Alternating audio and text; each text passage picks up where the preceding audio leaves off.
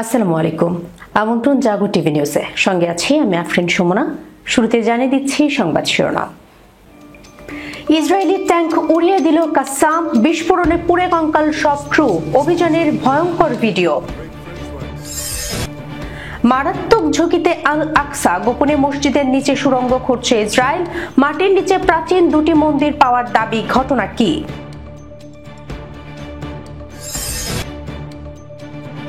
লাফিয়ে লাফিয়ে বাড়ছে লাশের সংখ্যা, ভয়াবহ ভূমিকম্পের আঘাত আফগানিস্তানে, নিহত বেড়ে ৮০০, আহত ৩০০০।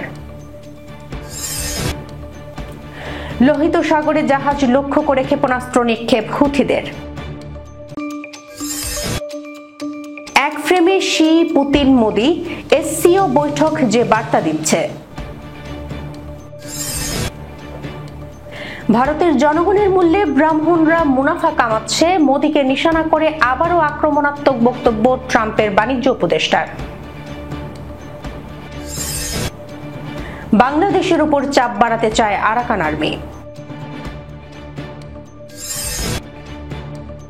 চীন সফরের আগে নতুন ক্ষেপণাস্ত্র কারখানা পরিদর্শন করলেন কিম।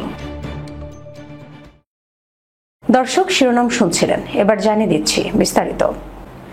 ইসরায়েলি ট্যাঙ্ক উড়িয়ে দিল কাসাম, বিস্ফোরণে পুড়ে কঙ্কাল সব ক্রু, অভিযানের ভয়ঙ্কর ভিডিও। আধুনিক সমরাস্ত্রে সজ্জিত ইসরায়েলি বাহিনীর টানা অভিযানের মুখেও বুক চিতিয়ে লড়াই করছে ফিলিস্তিনি প্রতিরোধ যোদ্ধারা। মাতৃভূমির একটি কণাও ছাড়তে রাজি নয় তারা। গাজার অলি গলি ও ধ্বংসস্তূপের আড়াল থেকে অতর্কিত আঘাত হেনে দখলদার বাহিনীর জন্য সাক্ষাৎ মৃত্যু দূত হয়ে উঠেছে এই যোদ্ধারা। গোপন সুড়ঙ্গ থেকে বেরিয়ে আকস্মিক হামলা চালিয়ে তারা আবার ধোঁয়ার মতো মিলিয়ে যায় ধ্বংসস্তূপে। এই গেরিলা কৌশল ইসরায়েলি সেনাদের জন্য চরম বিপর্যয় ডেকে এনেছে। প্রতিনিয়ত প্রতিরোধ যোদ্ধারা ধ্বংসস্তূপের মাঝেও গাইছে বিজয়ের গান। যদিও তাদের হাতে নেই ইসরায়েলের মতো অত্যাধুনিক ক্ষেপণাস্ত্র বা আকাশযান, তবে রয়েছে মাটির প্রতি ভালোবাসা আর স্বাধীনতার তীব্র আকাঙ্ক্ষা। সেই অদম্য স্পৃহাই প্রতিটি পদক্ষেপে সঞ্চার করেছে শক্তি। রাতের অন্ধকারে কিংবা দিনের আলোয় সুযোগ পেলেই প্রতিরোধ যোদ্ধারা ঝাঁপিয়ে পড়ছে ইসরায়েলি সেনাদের উপর, কেড়ে নিচ্ছে একের পর এক জীবন। তাদের এই যুদ্ধ টিকে থাকার সংগ্রাম, যেখানে গাজার প্রতিটি ইঞ্চি মাটি এক একটি প্রতিরোধের দুর্গে পরিণত হয়েছে। বিশেষত হামাসের সামরিক শাখা আল কাসাম ব্রিগেড ইসরায়েলি সেনাদের ঘুম হারাম করে তুলেছে। তাদের নাম শুনলে ভয়ের স্রোত বয়ে যায় ইসরায়েলি বাহিনীর মধ্যে। সম্প্রতি আল কাসাম যোদ্ধারা গাজায় ইসরায়েলি ট্যাঙ্ক ও বুলডোজার উড়িয়ে দিয়েছে। রোববার নিজেদের টেলিগ্রাম চ্যানেলে প্রকাশিত এক বিবৃতিতে আল কাসাম জানায়, শনিবার গাজার দক্ষিণাংশের আল জাইতুন এলাকায় একটি ইসরায়েলি মার্কাভা ট্যাঙ্ক ও D9 সামরিক বুলডোজারে হামলা চালানো হয়। হামলায় ট্যাঙ্কে থাকা সব ক্রু নিহত হয়েছে। তারা নিজস্ব প্রযুক্তিতে তৈরি ইয়াসিন 105 রকেট চালিত গ্রেনেড এবং একটি বিস্ফোরক ব্যবহার করে এই হামলা পরিচালনা করে। এরই মধ্যে ৬২০ দিনের বেশি সময় ধরে চলা এই যুদ্ধ বন্ধে শান্তি আলোচনা আলোর মুখ দেখেনি, বরং গাজা পুরোপুরি দখলে নিতে অভিযান আরো জোরদার করছে ইসরায়েল।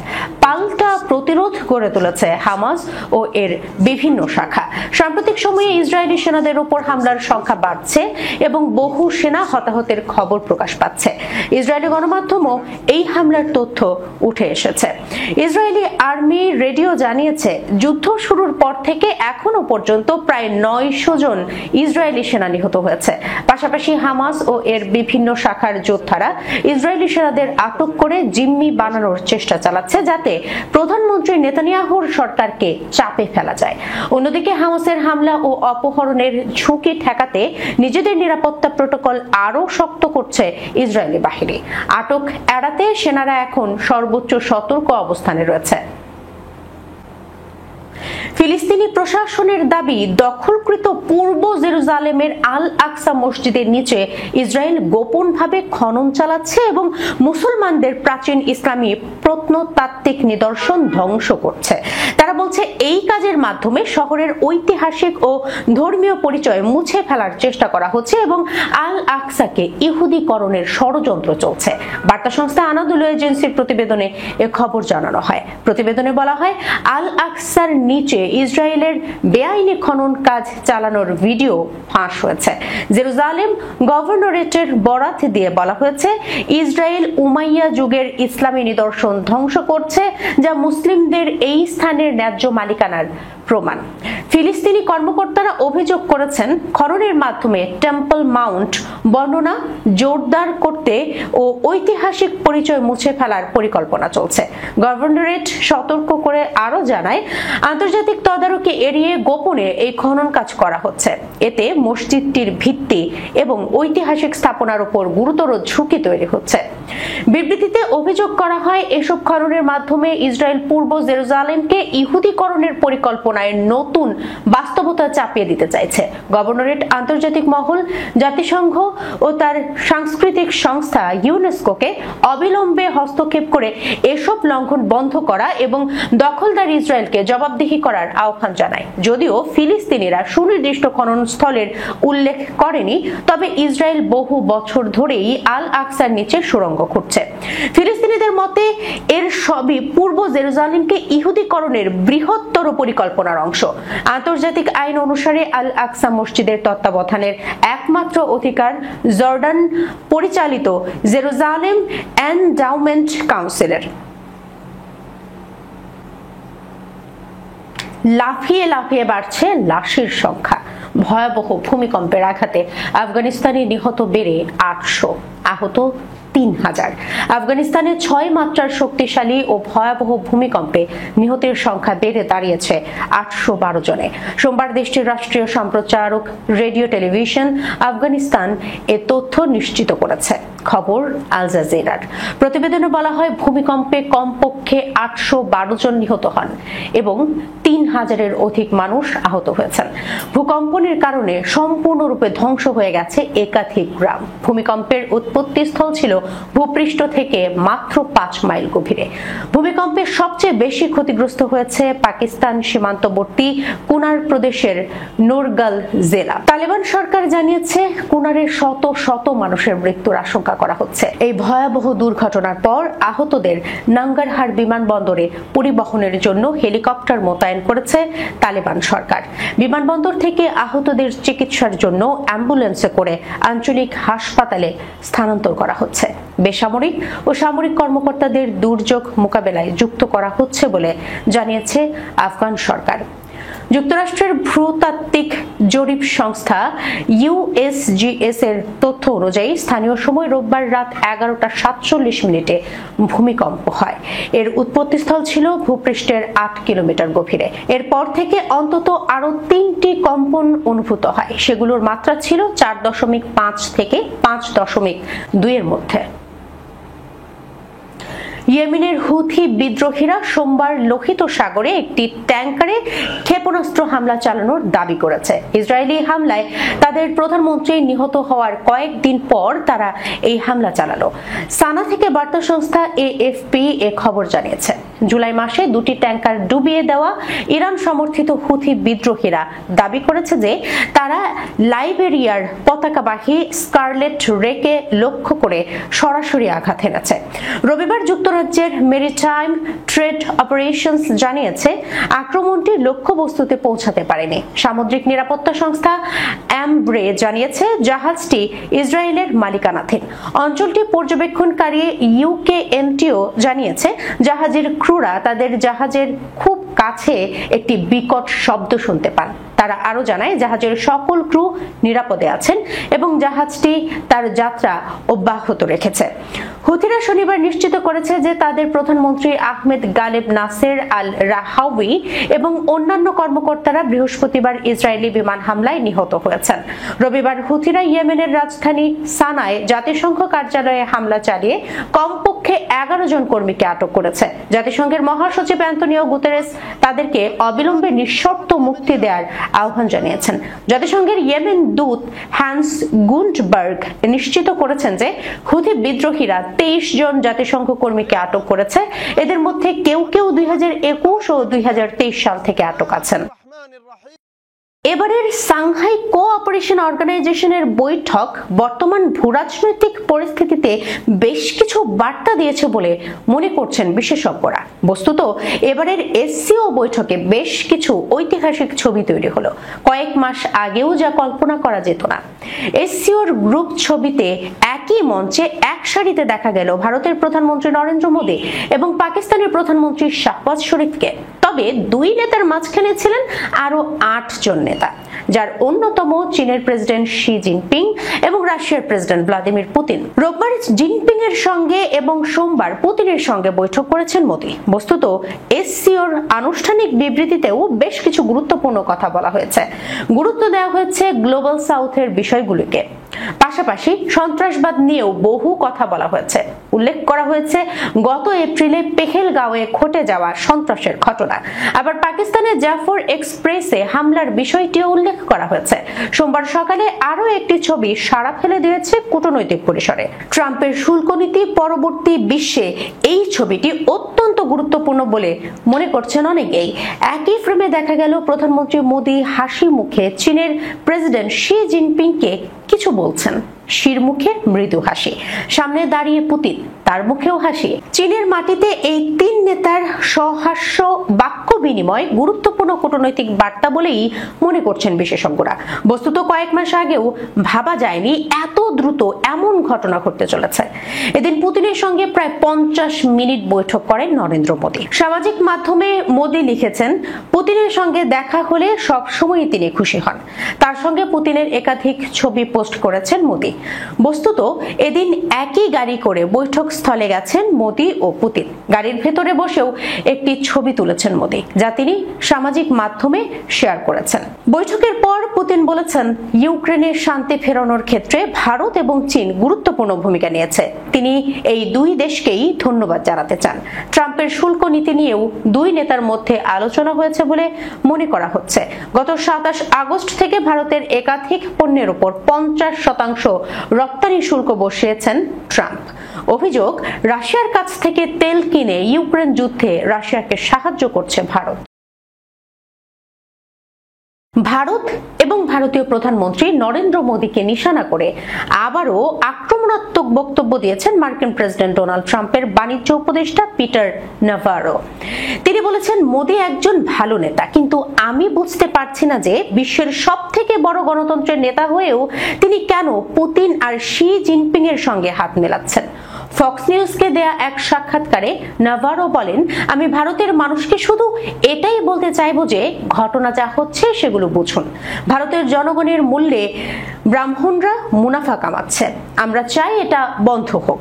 পিটার নাভারো এর আগেও রাশিয়া থেকে খনিজ তেল কেনার ব্যাপারে ভারতের প্রতি আক্রমণাত্মক মন্তব্য করেছিলেন।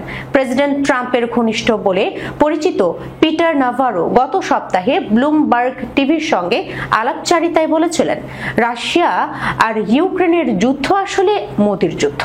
রাশিয়া থেকে তেল কেনার কারণে ভারতের উপরে বাড়তি 25% সহ মোট 50% শুল্ক আরোপ করেছে যুক্তরাষ্ট্র।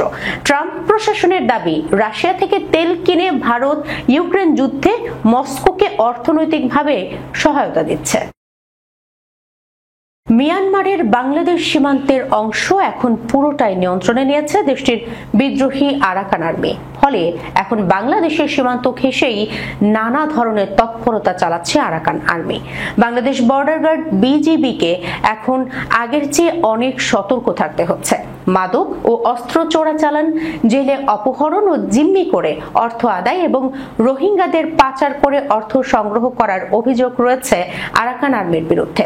স্থানীয় পর্যায়ে কথা বলে জানা গেছে, নাফ নদী এবং স্থল সীমান্তের পুরো এলাকাতেই রয়েছে আরাকান আর্মির সদস্যদের অবস্থান। মিয়ানমারের সামরিক বাহিনীর বিরুদ্ধে পরবর্তী অভিযানের জন্য অর্থ ও অস্ত্র সংগ্রহের জন্য মরিয়া সশস্ত্র সংগঠনটি। সীমান্তে বাংলাদেশ কড়াকড়ি বাড়ানোয় আরাকান আর্মি কিছুটা বেকায়দায় পড়েছে, তাই তারা নানা তৎপরতার মাধ্যমে বাংলাদেশের উপর চাপ তৈরি করতে চাইছে বলে জানা গেছে। আরাকান আর্মির একটি ঘনিষ্ঠ সূত্রের দাবি, চালের সংকট না হলেও অন্যান্য খাদ্য, পোশাক এবং ওষুধ সংকটে আছে তারা। অন্যদিকে বাংলাদেশের পক্ষ থেকে আরাকান আর্মির সঙ্গে অনানুষ্ঠানিক যোগাযোগ রাখা হচ্ছে বলে জানা গেছে। সীমান্তে বিজিবি টহল ও সদস্য সংখ্যাও বাড়ানো হয়েছে। সাম্প্রতিক সময়ে বাংলাদেশের জেলেদের নাফ নদী থেকে অপহরণ করে নিয়ে মুক্তিপণ দাবির একাধিক ঘটনা ঘটেছে। মিয়ানমারের সামরিক জান্তার নিয়ন্ত্রণে যে মাদক ব্যবসা চলত, সেটির নিয়ন্ত্রণও এখন আরাকান আর্মির হাতে চলে গেছে। মিয়ানমারের সামরিক বাহিনীর সঙ্গে এই মুহূর্তে আরাকান আর্মির বড় কোনো সংঘর্ষ চলছে না, তবে মাদক ব্যবসা নিয়ে নানা সংঘাতের তথ্য পাওয়া গেছে। গত এক মাসে বেশ কয়েকবার আরাকান আর্মি নাফ নদী থেকে মাছ ধরার সময় বাংলাদেশের জেলেদের অপহরণ করে নিয়ে গেছে। 26 আগস্ট কক্সবাজারের টেকনাফের নাইখংদিয়া এলাকার নাফ নদী থেকে 11 জন বাংলাদেশি জেলেকে 2টি মাছ ধরার ট্রলার সহ ধরে নিয়ে যায়। 20 আগস্ট থেকে 26 আগস্ট পর্যন্ত 51 জন জেলে আরাকান আর্মির হাতে আটক হওয়ার পর থেকে এখনো তারা ছাড়া পাননি। উত্তর কোরিয়ার নেতা কিম জং উন দেশের নতুন ক্ষেপণাস্ত্র উৎপাদন কারখানা পরিদর্শন করেছেন। দেশটির রাষ্ট্রীয় গণমাধ্যম সোমবার জানিয়েছে, বেইজিং এর বৃহৎ সামরিক কুচকাওয়াজে যোগ দিতে চীন সফরের আগে তিনি নতুন ক্ষেপণাস্ত্র কারখানা পরিদর্শন করলেন। সিউল থেকে বার্তা সংস্থা এএফপি জানায়, কিম রোববার একটি অস্ত্র কারখানা ঘুরে দেখেন। তিনি বলেন, মস্কোর মিত্র দেশের ক্ষেপণাস্ত্র উৎপাদন সক্ষমতা দ্রুত বৃদ্ধি পেয়েছে। সোমবার সরকারি কোরিয়ান সেন্ট্রাল নিউজ এজেন্সি জানিয়েছে, এ সময় তিনি ক্ষেপণাস্ত্র উৎপাদন সক্ষমতা বাড়াতে 3টি নতুন দীর্ঘমেয়াদী পরিকল্পনা অনুমোদন করেন। দক্ষিণ কোরিয়া ও পশ্চিম গোয়েন্দা সংস্থাগুলোর দাবি, পিয়ংইয়ং ইউক্রেন যুদ্ধে রাশিয়াকে ক্ষেপণাস্ত্র সহ বিভিন্ন অস্ত্র সরবরাহ করেছে ও দেশটিতে হাজার হাজার সেনা পাঠিয়েছে। অন্যদিকে উত্তর কোরিয়ার ঐতিহাসিকভাবে সবচেয়ে বড় কূটনৈতিক, অর্থনৈতিক ও রাজনৈতিক মিত্র চীন। চীনের মিত্র দেশটি আন্তর্জাতিক নিষেধাজ্ঞায় জর্জরিত। কিমের এই কারখানা পরিদর্শন বেইজিং সফরের আগে হলো।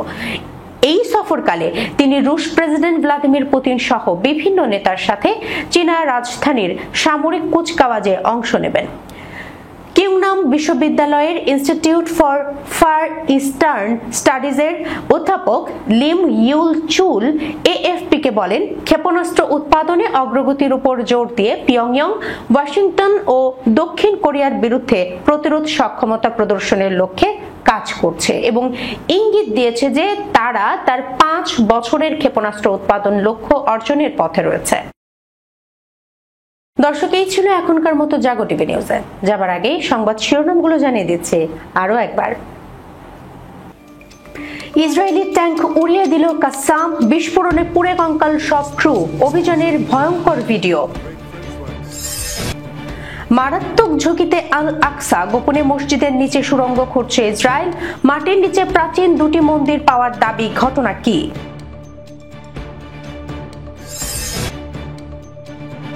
লাফিয়ে লাফিয়ে বাড়ছে লাশের সংখ্যা, ভয়াবহ ভূমিকম্পের আঘাত আফগানিস্তানে, নিহত বেড়ে 800, আহত 3000। লোহিত সাগরে জাহাজ লক্ষ্য করে ক্ষেপণাস্ত্র নিক্ষেপ হুথিদের।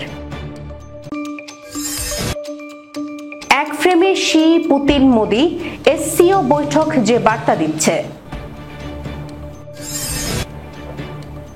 ভারতের জনগণের মূল্যে ব্রাহ্মণরা মুনাফা কামাচ্ছে, মোদিকে নিশানা করে আবারও আক্রমণাত্মক বক্তব্য ট্রাম্পের বাণিজ্য উপদেষ্টার। বাংলাদেশের উপর চাপ বাড়াতে চায় আরাকান আর্মি। চীন সফরের আগে নতুন ক্ষেপণাস্ত্র কারখানা পরিদর্শন করলেন কিম। এখনকার মতো এই পর্যন্তই। এতক্ষণ পর্যন্ত যারা সঙ্গে ছিলেন সবাইকে অসংখ্য ধন্যবাদ। আল্লাহ হাফেজ।